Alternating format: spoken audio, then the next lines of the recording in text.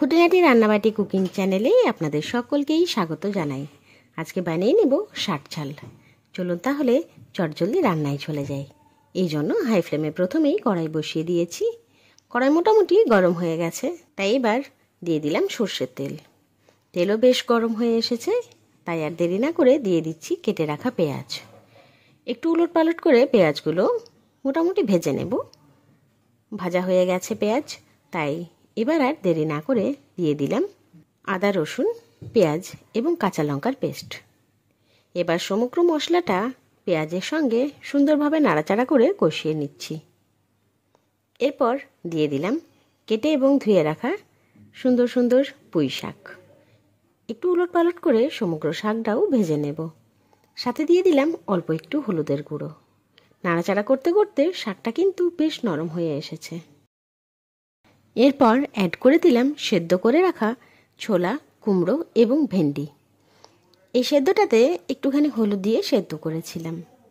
একই সঙ্গে দিয়ে দিলাম সেদ্ধ করে রাখা কচু। এবার সমগ্র উপকরণগুলোকে বারবার নাড়াচাড়া করতে করতে সবজিটা কিছুক্ষণ কষিয়ে নেব। না কষানো বললে ভুল হবে, একটু সেদ্ধ করে নেব, যাতে সুন্দরভাবে সবজিটা ভালোভাবে কষানো হয়ে যায়। প্রায় 5 থেকে 7 মিনিট হাই ফ্লেমে নাড়াচাড়া করতে করতে দেখুন সবজিটা বেশ ভালোভাবে একে অপরের সঙ্গে মিশেও গেছে এবং বেশ ভালোভাবে সেদ্ধ হয়ে গেছে। এরপর এতে একটা ছোক লাগিয়ে দেব। সেই জন্য বসিয়ে দিলাম একটা ছোট্ট ফ্রাইং প্যান মোটামুটি গরম হয়ে গেছে, তাই এবার দিয়ে দিলাম অল্প একটু সর্ষের তেল।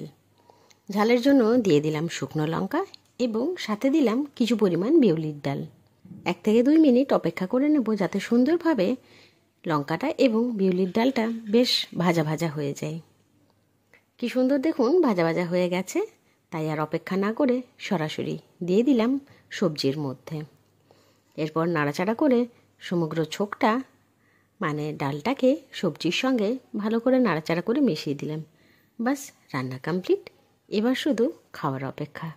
গরম গরম ভাতের সঙ্গে এই শাক ঝাল বা সবজির ঘ্যাট খেতে কিন্তু দারুণ লাগে।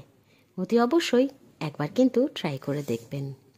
এরকম সুন্দর সুন্দর রান্নার ভিডিওস দেখার জন্য অবশ্যই আমার চ্যানেল খুঁটিনাটি রান্নাবাটিকে সাবস্ক্রাইব করতে ভুলবেন না।